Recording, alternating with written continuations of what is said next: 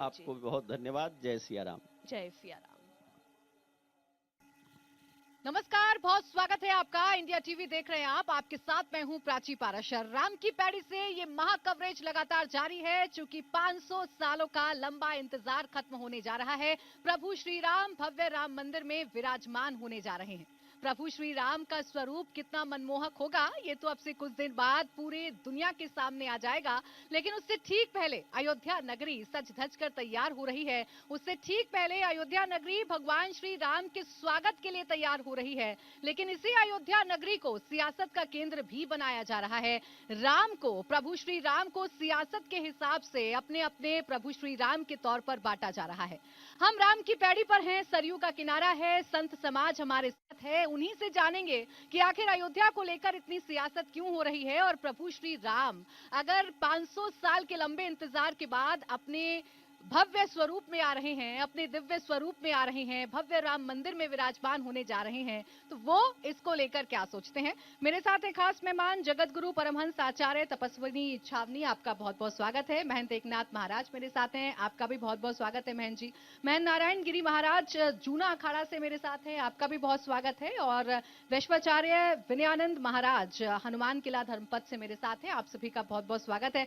जगत गुरु परमहंस आचार्य जी, मैं आप ही से शुरुआत करने जा रही हूं। प्रभु श्री राम आ रहे हैं, लंबा इंतजार खत्म हो रहा है, लेकिन प्रभु श्री राम को भी ये सियासत बांट कर देख रही है, क्या कहें। सबसे पहले इंडिया टीवी के दर्शकों को जय श्री राम। मर्यादा पुरुषोत्तम भगवान श्री राम की पावन जन्मभूमि अयोध्या, वेदों पुराणों शास्त्रों में भी कहा गया है अयोध्यापुरी मस्तके। तो सबसे पहले एक लाइन भजन से मैं शुरू करता हूं और फिर राजनीति से लेकर के और अध्यात्म तक सभी दर्शकों को बताया जाएगा। हनुमान गढ़ी कनक भवन राम मंदिर अति सुंदर, राम मंदिर अति सुंदर। राम, देखिए बहुत सारे मंदिर हैं लेकिन राम मंदिर सुंदर नहीं अति सुंदर है।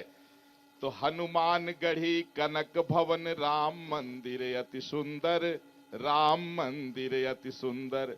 स्वयं जगत के मालिक बैठे तपस्वी छावनी के अंदर, हाँ तपस्वी छावनी के अंदर।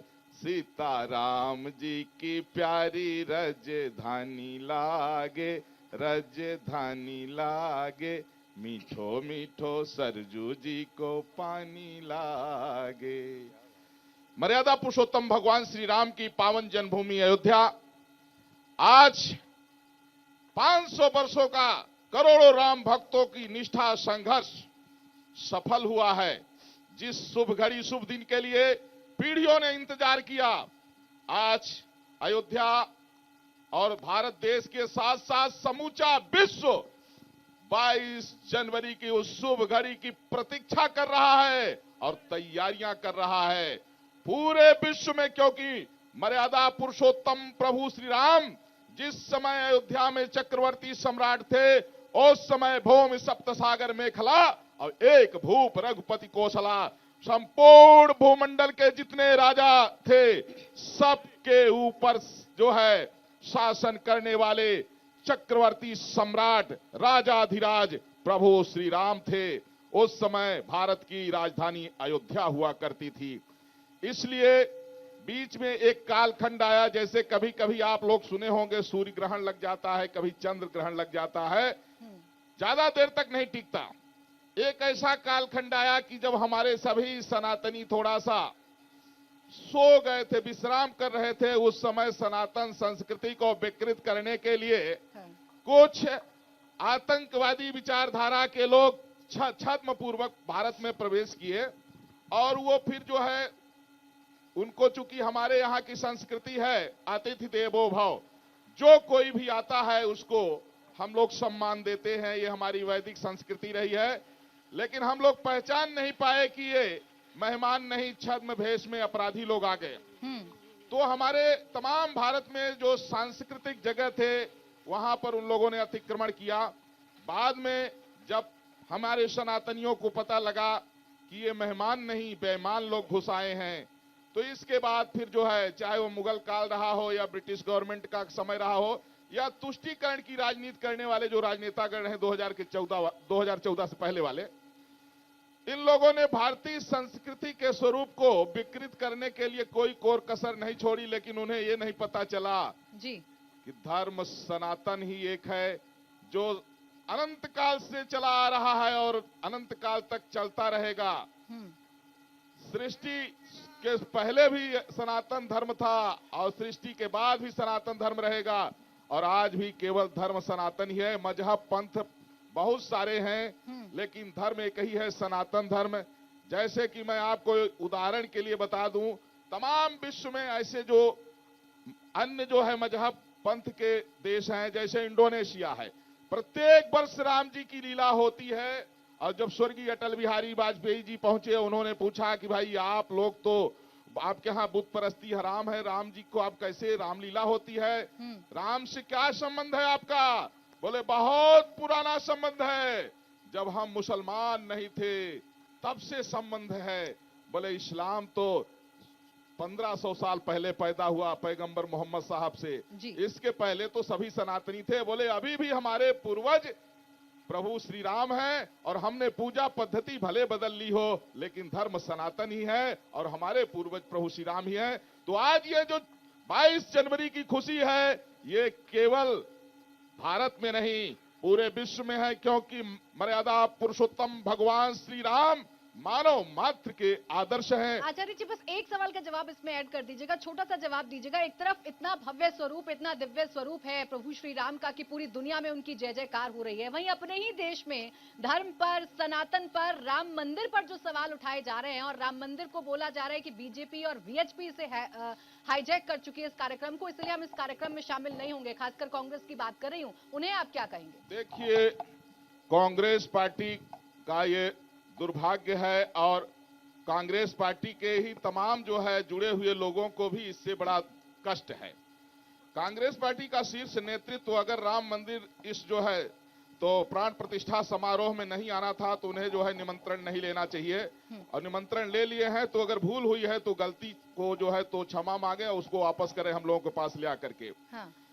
जिस समय ये राम सेतु को लेकर के कहे कि राम हुए ही नहीं, राम काल्पनिक है, उसी समय देश की जनता ने समझ लिया कि कांग्रेस पार्टी अब देश के लिए कैंसर बन चुकी है, और तब से इनका जो है पतन होना शुरू हो गया।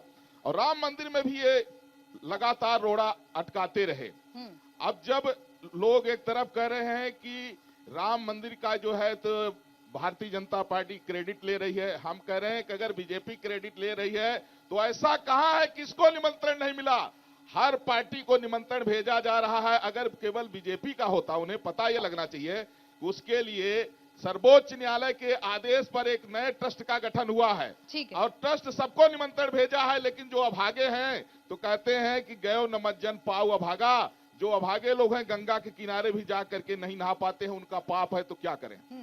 महंत नारायण गिरि जी, ये सिर्फ कांग्रेस की बात नहीं है, पूरी सियासत राम मंदिर पर पूरी तरीके से बटी हुई नजर आ रही है। अखिलेश यादव जो निमंत्रण का बड़ा इंतजार कर रहे थे, उनकी पत्नी डिंपल यादव भी निमंत्रण का इंतजार कर रही थी। निमंत्रण मिलने पर वो कंफ्यूज हो गए, मिला कि नहीं मिला ये नहीं तय कर पाए। अब धन्यवाद तो कर रहे हैं, लेकिन दूरी बना रहे हैं वो भी इस कार्यक्रम से। राम रसे इन तुमरे पासा सदारो रघुपति के दासा। देखिए, हमारे परमहंस जी ने बहुत विस्तार से बोला। निश्चित रूप से इनका जो बुद्धि है वो मलिन हो चुका है।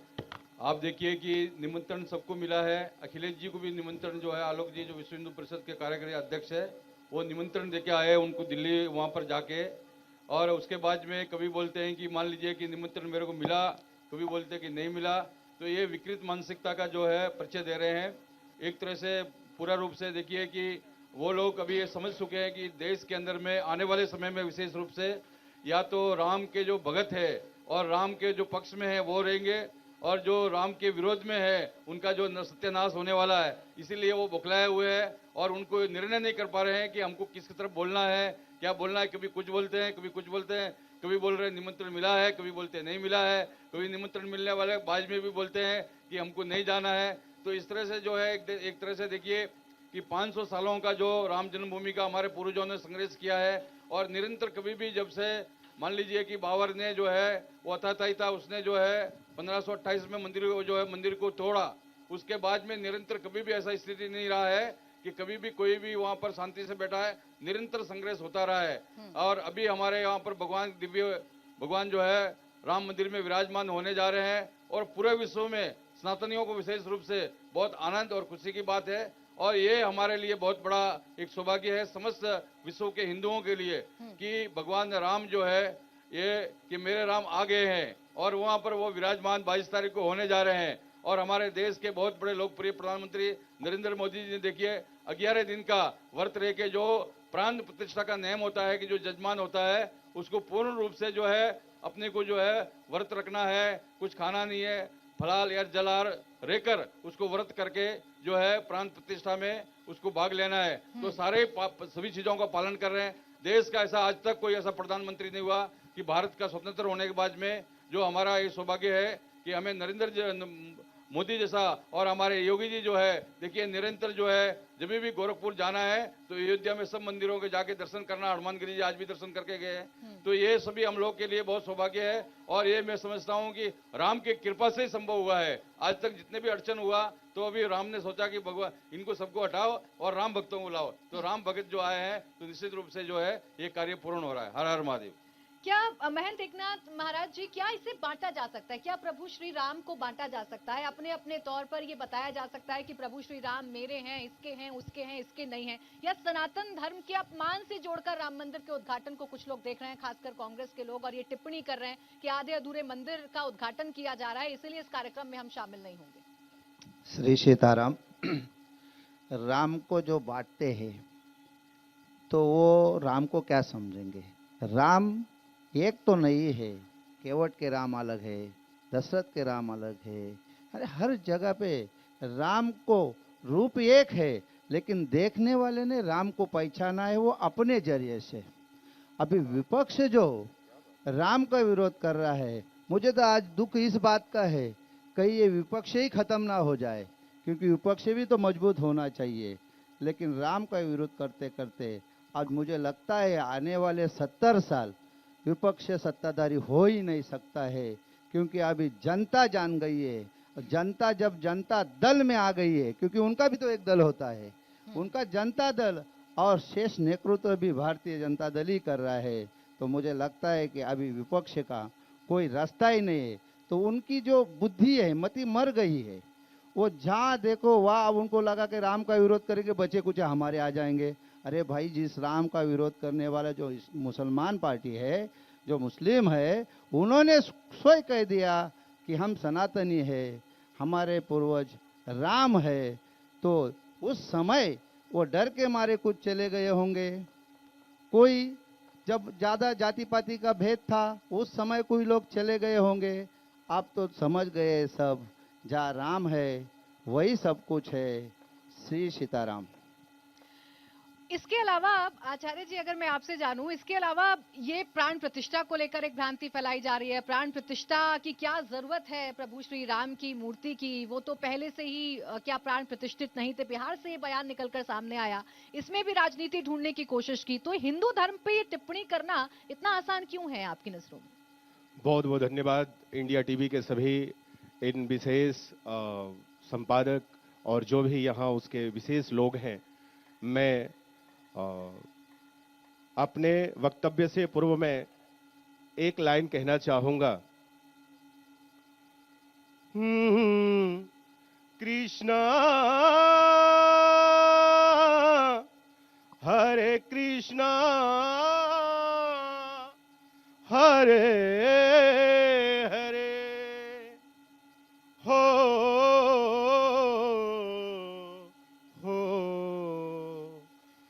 तुलसी तुलसी सब कहे, तुलसी वन की घास कृपा भये रघुनाथ के बन गए तुलसीदास। हो महिमा राम नाम की, महिमा राम नाम की हो। निश्चित रूप से मैं बता दूं आपको कि उन लोगों को शायद ये अभी पता नहीं है कि प्राण प्रतिष्ठा का महत्व क्या होता है और एक बात यह भी है, जैसे भी आप पहले भी इस प्रश्न को आप रखी हम सबके सन्मुख, अभी परम आदरणीय जगत गुरु परमहंस दास जी ने भी अभी कहा, आदरणीय श्री जूना अखाड़े के महंत श्री जी ने भी अभी कहा है कि जब गर्भगृह का निर्माण जब हो जाता है तो उसमें प्रतिष्ठा कराने में कोई हर्ज नहीं है। वो वेद सम्मत है, शास्त्र सम्मत है, उसमें कहीं से भी कोई दोष नहीं है। और जो ये लोग इन पर टिप्पणियां कर रहे हैं, तो शायद मैं कहूं कि थोड़ा उन्हें शास्त्रों का अध्ययन कर लेना चाहिए। जब गर्भगृह का निर्माण हो जाता है तो उसमें प्रतिष्ठा कराने में कोई दोष नहीं होता है, बाकी कार्य आप कराते रहें, कोई बात नहीं जी। देखिए, ये भ्रांति फैलाने की कोशिश परमहंस जी की जा रही है, आचार्य जी की जा रही है। और देखिए, कुछ लोग तो अब ये भी कह रहे हैं कि सनातन का काम तो बांटना है, खासकर रामचरितमानस पर सवाल उठाना और ये कह देना कि राम लला की प्राण प्रतिष्ठा होना मतलब मनुवाद वापस आ रहा है। कांग्रेस के नेता की तरफ से ये बयान जोर शोर से दिए जाते हैं। देखिए, कांग्रेस पार्टी देश के लिए एक लाइलाज कैंसर है। जैसे शरीर में अगर किसी अंग में ज्यादा कैंसर बढ़ जाता है तो डॉक्टर सलाह देते हैं कि भाई अगर पूरे शरीर को बचाना है तो इस अंग को काट के फेंक दिया जाए। उसी तरह से भारत अब कांग्रेस मुक्त होने जा रहा है और कांग्रेस अंतिम सांस गिन रही है अपने इन्हीं राष्ट्र विरोधी विचारधाराओं के कारण। पहले किसी को समझना, हम कहते हैं कि राजनेताओं को जनहित की बात करें, राष्ट्रहित की बात करें तो अच्छी बात है। ये धर्म ग्रंथों पर बोलने लगते हैं जिस पर इनको ABCD नहीं मालूम है। धर्म ग्रंथों पर न तो इनको संस्कृत का ज्ञान है, न तो वेदों का ज्ञान है, न शास्त्रों का ज्ञान है। हमने देखा है कि जो लोग रामायण पर सवाल उठा रहे थे, हमने डिबेट में कहा, हमने कहा कि जब तुम एक चौपाई शुद्ध नहीं बोल पा रहे हो हिंदी की, उस पर कुछ दिन पहले जो है कुछ और लोगों ने कहा तो हमने उनको जवाब दिया था। हमने कहा कोई भी ऐसी चौपाई बता दो जिसका अर्थ जो है तुम जो बता रहे हो। अब तुम्हें पता नहीं, हमने कहा जैसे सैंधव माने, सैंधव माने नमक होता है, सैंधव माने घोड़ा होता है। अब कहां किसको कौन सा अर्थ लेना है वो तो विद्वान बताएंगे ना, उसकी संगति कहां लगेगी। तो अब जिसको पढ़ा, जो ज्ञान ही नहीं है, जो पढ़ा ही नहीं है, कहते हैं ना कि बीछी का मंत्र न जाने और सांप के बिली में हाथ डाल रहे हैं। तो ये कांग्रेस विनाश काले विपरीत बुद्धि, मैं इनको यही कहूंगा जब नाश मनुज पर छाता है पहले विवेक मर जाता है। इन मैं कांग्रेसियों को, इंडिया गठबंधन वालों को जो सनातन धर्म को समाप्त करने की कई उसके जो है तो सदस्य चुनौती दे रहे हैं, मैं उनको बता रहा हूं पहले अपने विनाश होने से बच जाओ तुम। अच्छा होगा कि मर्यादा पुरुषोत्तम भगवान श्री राम की शरण में आकर के अपने पापों का प्रायश्चित कर लो, नहीं तो ये भारत है और भारत की जनता का एक ही सिद्धांत है, जो राम का नहीं वो किसी काम का नहीं। अरे हमारे यहाँ तो आदमी आराम भी करता है तो आराम में भी तो राम है, विश्राम में भी तो राम है, यहाँ अभिवादन में भी भैया राम राम, मरने के बाद भी राम नाम सत्य है। राम से दुश्मनी करके कहाँ जाओगे।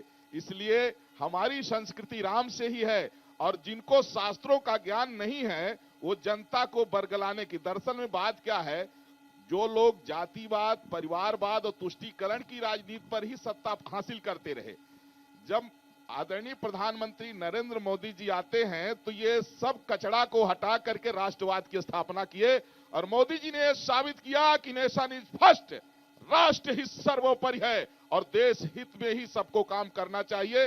तब इसके बाद जो अपोजिशन के लोग रहे, इनकी नफरत की राजनीति जो है दीवार जब ढह गई, अब ये देख रहे हैं कि इनका अस्तित्व वजूद जो है खतरे में है, इसलिए इनका मानसिक संतुलन बिगड़ चुका है, इसलिए इस तरह की बयानबाजी नफरत पूर्ण कर रहे हैं। अच्छा होगा, मैं तो ये कहता हूं सत्ता पक्ष को और विपक्ष को भी कि अच्छा काम कोई भी करे उसकी प्रशंसा होनी चाहिए और जो देश विरोध में कोई काम हो, जो जन विरोधी कोई कार्य हो, उसकी आलोचना होनी चाहिए, उस पर विचार होना चाहिए, उसका संशोधन होना चाहिए।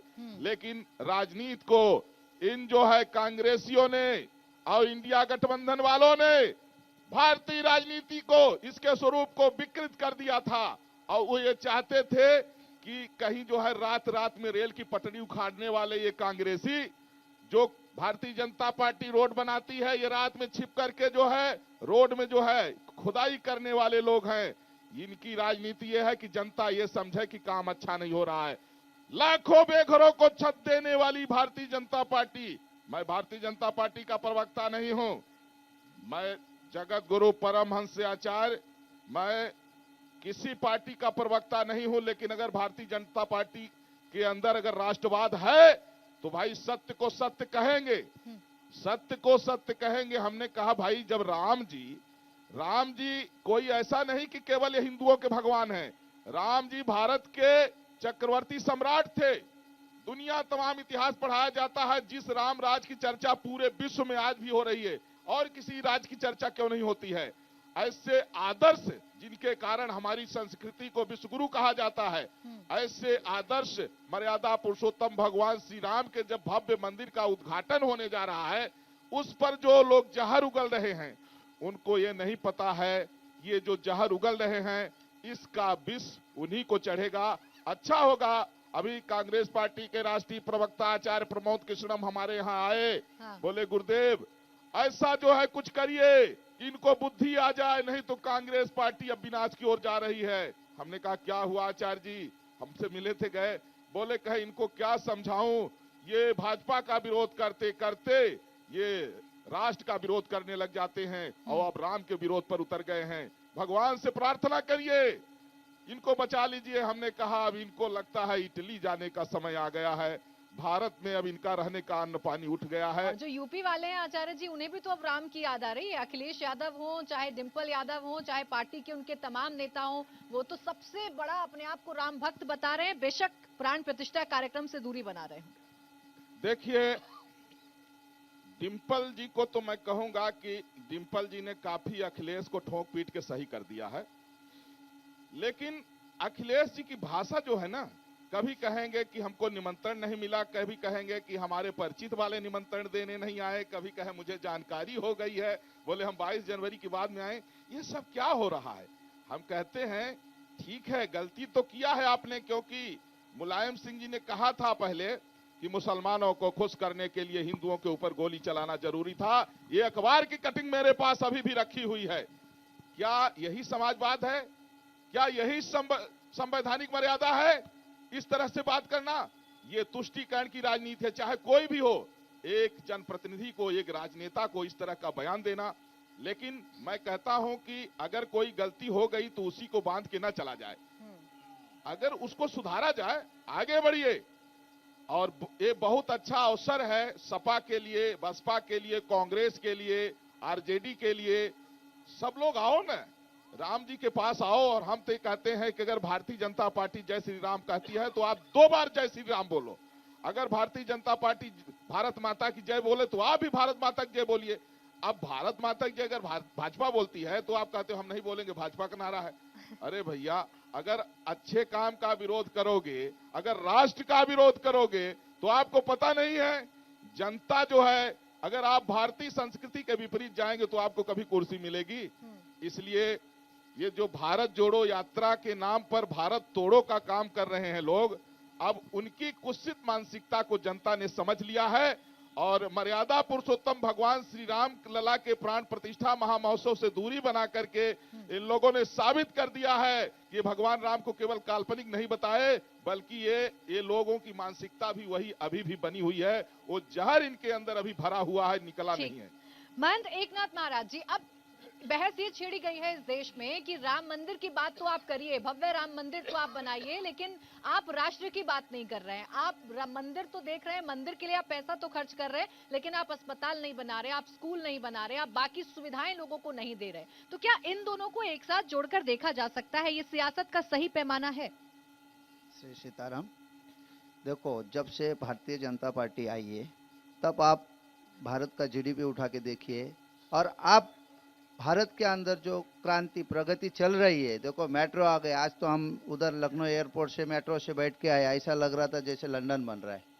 तो सोचने की बात है कि कौन कहता है विकास नहीं हो रहा है, बस इन आंधों को नहीं दिख रहा है। दिख रहा भी है तो भी वो दुष्ट राष्ट्र की भूमिका निभा रहे, तो उसको हमारा क्या कसूर है? क्योंकि अगर जनता की आंख खुल गई, उसी का तो नतीजा है। 10 साल से एक ही सरकार आ रही और आगे 70 साल तक लाने की क्षमता उनमें है। तो आप बताइए क्या विकास नहीं हो रहा है? क्या जनता अभी भी पागल है? अब तो इंटरनेट का जमाना है, कुछ भी करो, कहाँ भी करो, कैसे भी करो, सबको दिखता है। तो क्या आज इस अयोध्या नगरी में चलने के लिए जगह नहीं है? कोई टेंट खाली नहीं बचा है, कोई आश्रम में जगह नहीं, कोई लॉजिंग में जगह नहीं। तो इससे क्या कौन आ रहा है? यही तो जनता ही आ रही है ना। तब जनता अब जागरूक हो गई है और जनता अब आने वाले वक्त में ये जो विपक्ष है इसको ऐसा सबक सिखाएगी।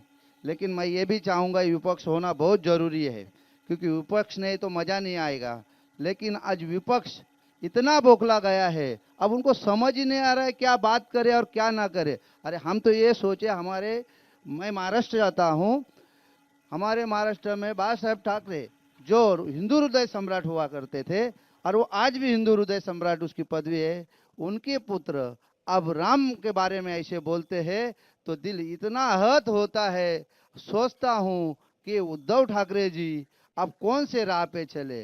तब बाबा साहब ठाकरे ने कहा था, जिस दिन मुझे कांग्रेस को के साथ गठबंधन करना पड़े उस दिन मैं मेरी दुकान बंद करूंगा।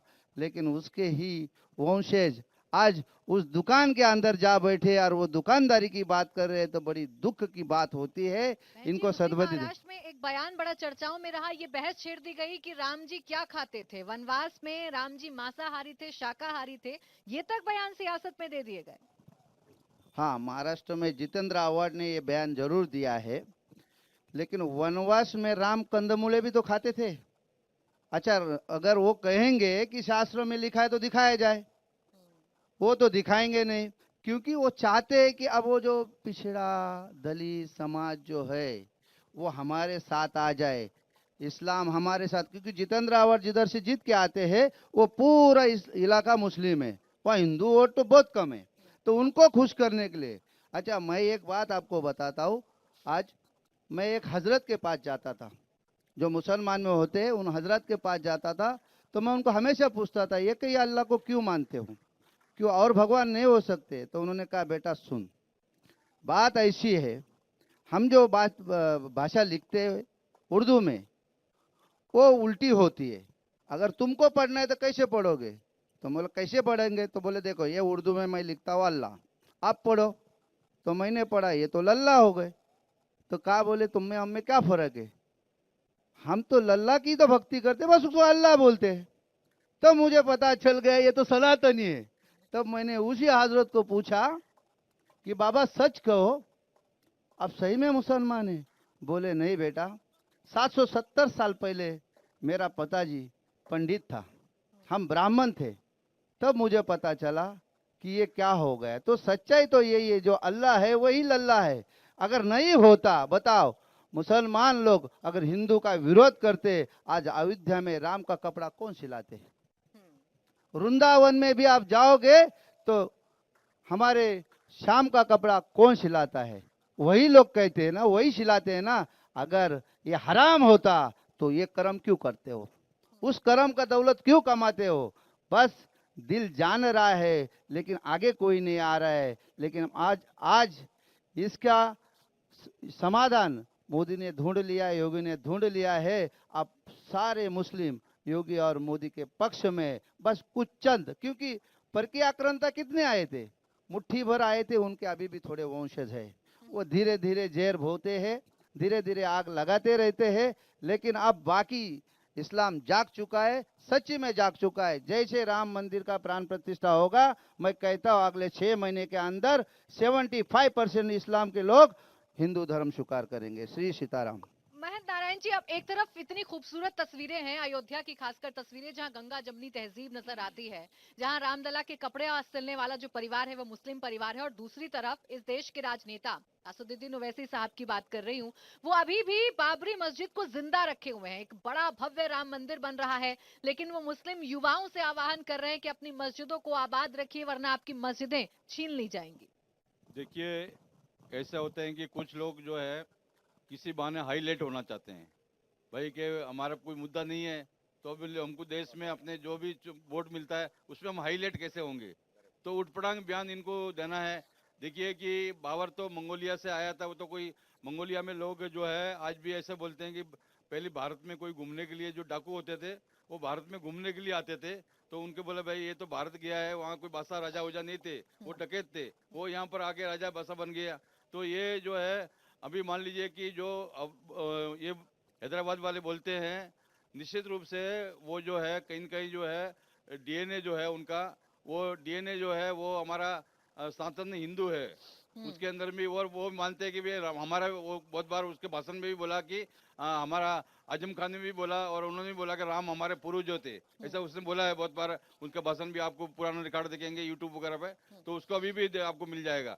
तो ये तो केवल क्या है कि अभी हाइट लेट होना जा रहा है कि भाई अभी अब पूरा देश के अंदर में आपने जैसे बोला, देखिए आपके यहाँ पर ये जो है इंडिया टीवी के स्टूडियो के अंदर में भी मेरे राम आए हैं, ये कितना अच्छे से ऐसे ऐसे सब जगह चित्र लगे हैं।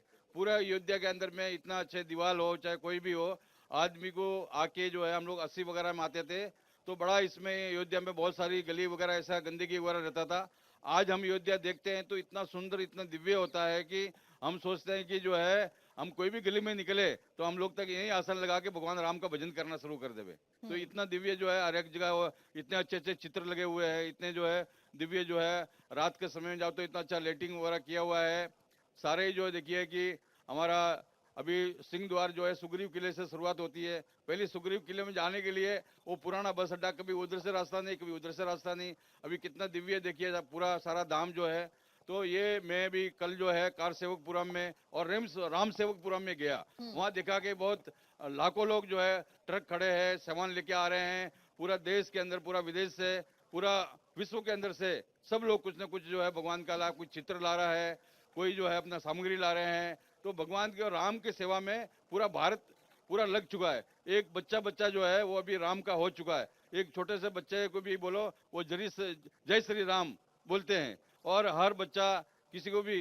तो ये एक तरह से मैंने जो आपने बोला कि भाई अबोसी वगैरह ये बोलते हैं, तो ये केवल हाईलाइट होना चाहते हैं, इनका और कोई मुद्दा नहीं है, उनका कोई धर्म से भी नहीं है, कोई कर्म नहीं, वो राजनीति करना चाहते हैं। तो भाई हम राजनीति में कैसे बने रहेंगे कि मुसलमानों के हितैषी कैसे बने रहेंगे कि सारा भारत का मुसलमान ऐसा नहीं है, वो ऐसे राम के साथ में भी मुसलमान, जैसे आपने बोला कि अयोध्या के मुसलमान भगवान के कपड़े भी सिलते हैं, वृंदावन में भी ऐसे बहुत से कपड़े सिलते हैं, और हर जगह पर बहुत से मंदिरों में पोताई करने वाले, बहुत सेवा करने वाले बहुत से मुसलमान हैं।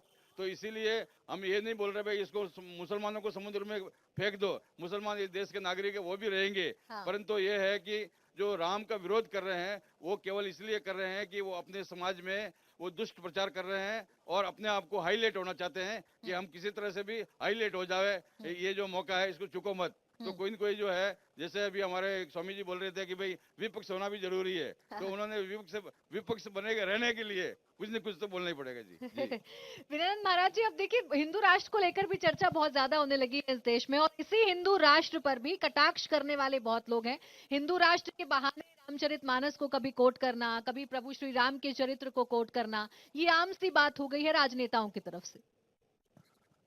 देखिए मैं बता दूं प्राची जी कि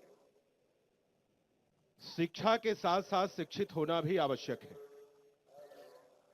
अगर यदि शिक्षा है और वह व्यक्ति शिक्षित नहीं है तो समस्याएं यहां उत्पन्न होंगी। मैं कहूं कि ऐसे लोगों के मस्तिष्क में अगर यदि मार्क्सवाद और मैकाले का वायरस अगर यदि प्रवेश किया गया है तो फिर सीधी सीधी बात यह है कि वो वही वैक्सीन लगानी पड़ेगी जो वर्तमान समय में ये अमृत काल का समय चल रहा है। भारत अपने स्वर्णिम युग के तरफ अग्रेसित हो रहा है। मानो मोदी मैजिक की वैक्सीन जब लगेगी तभी ये वायरस वहां से समाप्त होगा। मैं एक बात कहूं कि शायद राम के बारे में इन लोगों ने ढंग से जाना नहीं है। अरे राम तो ऐसे लोगों का सम्मान करते हैं, राम सुमंत्र ही आवत देखा, आदर किन्ह पिता समलेखा। जिस प्रकार से प्रभु राम अपने पिताश्री को प्रणाम करते थे वैसे ही सुमंत जी को भी प्रणाम करते थे। सुमंत सेनापति थे, सुमंत जी की आंखें भर जाया करती थीं और कहते थे धन्य हो राम, तुम में केवल तुम ही हो, बाकी जगत में दूसरा कोई है ही नहीं। राम इस भारतवर्ष की एकता के नाम है। राम भारतवर्ष की अखंडता के नाम है। राम राम शब्द हैं। राम आदि हैं। राम ने सबको जोड़ने का प्रयास किया है।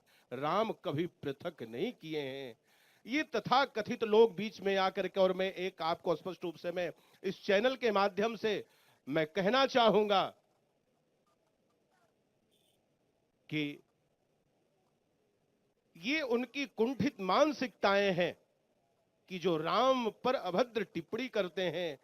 और तो और, अरे जिस भव्य राम मंदिर की प्रतीक्षा विश्व कर रहा है, उस प्राण प्रतिष्ठा की प्रतीक्षा कर रहा है, भगवान राम के भव्य राम मंदिर में दुनिया आकर के और झुक रही है, प्रणाम कर रही है। शायद अब भी समय है, ये लोग आकर के अगर जी झुक जाते तो शायद मैं कहूं कि कुछ ना कुछ कृपा तो बन ही जाती, इसमें संशय नहीं।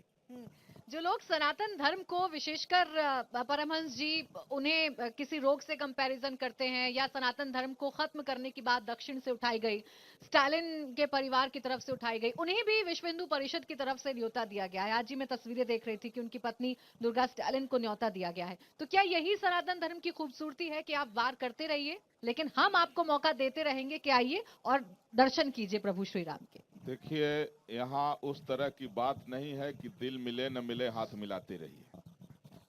यहाँ लोग पहले इस वास्तविकता को समझे। मर्यादा पुरुषोत्तम भगवान श्री राम के शरण में जब विभीषण आया तो सभी लोगों को बड़ा आश्चर्य हुआ। लोगों ने कहा, जान न जाय निशाचर माया, काम रूप के ही कारण आया। बोले पता नहीं ये रावण का भाई किस जो है षड्यंत्र के तहत आया है। बोले क्या चाहते हो? बोले बांध के पिटाई लगाई जाए। प्रभु श्री राम ने कहा, नहीं नहीं, शरण आए हुए व्यक्ति को कभी जो है मरण का दंड नहीं मिलना चाहिए। बोले विभीषण, अब लंका का राजा तुम बनोगे। तुरंत ही राम जी ने जाते ही राम तिलकते ही सारा घबरा गए सब लोग। कहे, अगर कदाचित रावण आपके शरण में आ गया प्रभु तब क्या करेंगे? बोले, कहे अगर रावण मेरी शरण में आ गया तो मैं अयोध्या का राजा बना दूंगा, और मैं जीवन पर्यंत जंगल में ही रह करके कंदमूल फल खा करके और बस यहीं रहूंगा। ये राम जी की महिमा है, ये राम जी का व्यक्तित्व है। लोगों को समझना होगा। जो लोग जो है इस तरह की बातें कर रहे हैं, ये तुच्छ राजनीतिक स्वार्थ में, जो वो भी उनको सधने वाला नहीं है।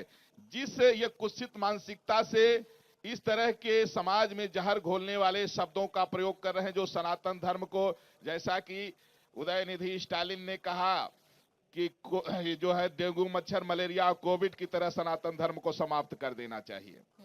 यह श्री राम जन्मभूमि तीर्थ क्षेत्र ट्रस्ट की देखिए राम जी के मर्यादा को, उसको संदेश को पहुंचा रहा है कि आओ, अगर कल्याण करना चाहते हो तो शरण में आके पापों का आपने जो है प्रायश्चित कर लो। और इसके बाद जो है ये सिलसिला जो जारी हुआ तो लोगों ने ये देखा कि पहले तो जब भाजपा के लोगों ने कहा कि रामलला हम आएंगे, मंदिर वहीं बनाएंगे, तो बहुत दिन तक ये मजाक बनाते रहे कि मंदिर वहीं बनाएंगे लेकिन तारीख नहीं बताएंगे। अब भैया मंदिर भी बन गया, तारीख भी आ गई, अब रामलला की प्राण प्रतिष्ठा होने जा रही है। तब लोग ये क्या कहने लगे? कोई कहने लगा सनातन धर्म को समाप्त कर देना चाहिए, कोई कह रहा है कि रामचरितमानस जो है नफरत फैलाने वाला ग्रंथ है। मतलब इनका मानसिक संतुलन बिगड़ गया है। और अभी भी ये अवसर है कि ये अपने वाणी पर कंट्रोल कर लें। आए न आए, तुम्हारी इच्छा है आओ, इतना तुम्हारे अंदर राम जी की कृपा होगी तभी आओगे, ऐसे कोई नहीं आ सकता है। और एक बात मैं बताऊं, जिन लोगों को श्री राम जन्मभूमि तीर्थ क्षेत्र ट्रस्ट ने निमंत्रण दिया है, मैं अपने को भी कह रहा हूं, कोई भी व्यक्ति उसमें सम्मिलित होने की जो है योग्यता नहीं रखता है, क्योंकि राम जी का कार्य जो है राम जी की कृपा से होता है। यह राम जी की कृपा साध्य है, भगवान की कृपा है। भगवान कहते हैं ना कि सब पर मोर बराबर दाया। जैसे एक पिता होता है, कोई नालायक लड़का होता है, कोई पागल होता है, कोई मूर्ख होता है, कोई नशेड़ी होता है, उस पर भी पिता के अंदर दया रहती है कि ये भी सुधर जाए। उसी तरह से श्री राम जन्मभूमि तीर्थ क्षेत्र ट्रस्ट ने सभी जो है, चाहे सत्ता पक्ष हो विपक्ष हो, सबको सुधरने का एक अवसर दिया है कि राम की शरण में आकर के सुधर जाओ। मैंने तो जितेंद्र अवार्ड से कहा, उसने कहा कि राम जी हिरन मारते थे, जानवरों को मारते थे। हमने कहा कहीं नहीं लिखा है, मर्यादा पुरुषोत्तम भगवान श्री राम ने किसी भी वन्य जीवों को नहीं मारा। हमने उनको बताया जैसे मारीच हिरण था, तो मारीच क्या हिरण था? वो राक्षस था। मारीच राक्षस था, हिरण स्वर्ण का मृग बन करके छिपा हुआ था वहां जाकर के षड्यंत्र करने के लिए। तो जो राक्षस वन्य जीवों में छिप करके और निर्दोषों को सताते थे, ऐसे राक्षसों को प्रभु श्री राम खोज खोज के मारते थे। बाकी किसी भी वन्य जीवों को प्रभु ने मारा ही नहीं। फिर इसके बाद उसने तुरंत क्षमा मांग लिया। हमने कहा गुरुजी हम जानते नहीं थे। हमने कहा जब नहीं जानते थे तो क्यों बोलते हो भाई? ये हम साधु संतों का काम है, धर्माचार्यों का काम है, नारायण गिरी जी हैं, हम लोगों का काम है ये बताने का। हम लोग किस लिए बैठे हैं? और अगर बोलना है तो उसको सोच समझ के बोलो, पढ़ लिख करके बोलो। अब वेदों पुराणों का ज्ञान नहीं है, शास्त्र का ज्ञान नहीं है, संस्कृत का ज्ञान नहीं है, कोश का ज्ञान नहीं है। अब बस एक लाइन सुन लिया कि कौआ कान लेके चल गया, तो कान को नहीं देखे कौआ को ढूंढ रहे हो। अरे थोड़ा सा पढ़ लिया करो भाई। अब मैं संक्षेप में अगर बताना चाहूं अयोध्या को, अगर आप टाइम दें। बहुत छोटा सा, क्योंकि समय इजाजत दे रहा है। अब समय ही तो नहीं रुक रहा है। और ये खुशी ऐसी है कि हम लोग भी जो है बड़े बेसब्री से जो है 22 जनवरी के लिए उतावले हैं, उस घड़ी के लिए। देखिए भगवान को जब सृष्टि करने की इच्छा हुई तो भगवान की नाभि से कमल प्रकट हुआ, कमल पर ब्रह्मा हुए। ब्रह्मा को भगवान ने आदेश दिया कि सृष्टि की रचना करना है, तो ब्रह्मा जी सोचे कि पहले अगर नारी की सृष्टि करते हैं तो फिर बिना पुरुष का जो है नारी कैसे होगी, और अगर पहले पुरुष की सृष्टि करते हैं तो बिना माँ का बेटा पैदा कैसे होगा। ब्रह्मा जी के दो भाग हो गए, बाएं भाग से माता शतरूपा और दाहिने भाग से जो है भगवान मनु, और मनु शतरूपा से जो सृष्टि हुई उसको मानवीय सृष्टि कहा गया। हम सब जो है मनुष्य इसीलिए कहे जाते हैं कि मनु की संतान है। भगवान मनु फिर तपस्या करने लगे, क्योंकि जो सृष्टि हो रही है तो कहा गया है यद्यदाचर श्रेष्ठ तत्तदेवेतरो जनाः, श्रेष्ठ पुरुष जिसका आचरण करता है समाज उसका अनुकरण करता है। तो फिर वो भगवान की जो है तपस्या करने लगे, भक्ति करने लगे। भगवान जब प्रकट हुए बोले क्या चाहते हो? बोले मैं चाहता हूं हे परात्पर परमात्मा, आप जो है मेरे पुत्र बनिए, और आपका जो आचरण होगा वो वेदोक्त होगा, वेद सम्मत होगा, और फिर पूरा समाज उसका अनुकरण करेगा। एक मानव मात्र के लिए एक क्या मर्यादा होनी चाहिए उसको स्थापित करने के लिए आप जो है आइए। भगवान ने उनको वचन दिया और प्रभु श्री राम आए। तो भगवान श्री राम ने माता पिता का, देखिए एक राजकुमार होकर के माता पिता के आदेश पर वो जंगल चले जाना। अब भाई भाई का क्या प्रेम होता है, राम भरत का प्रेम देख लीजिए, सबरी का जूठा बैर खाना, मतलब हर संबंधों की मर्यादा राम जी से। इसलिए पूरा विश्व राम जी को आदर्श मानता है, चाहे कोई भी हो। आचार्य जी, और देखिए प्रभु श्री राम के आचरण, प्रभु श्री राम की मर्यादा पर अगर हम बात करने लगे तो पूरा दिन हमारे लिए कम पड़ जाएगा। अभी समय बस इतना ही था। बहुत बहुत शुक्रिया आप सभी का हमारे साथ इस चर्चा में जुड़ने के लिए। तो ये बड़ी कवरेज लगातार जारी है, महाकवरेज लगातार जारी है। राम की पैड़ी से राम के रंग और अयोध्या के रंग लगातार आप इंडिया टीवी पर देखेंगे, क्योंकि 500 साल का ये लंबा इंतजार खत्म होने जा रहा है। नमस्कार, स्वागत है आपका। इंडिया टीवी देख रहे हैं आप।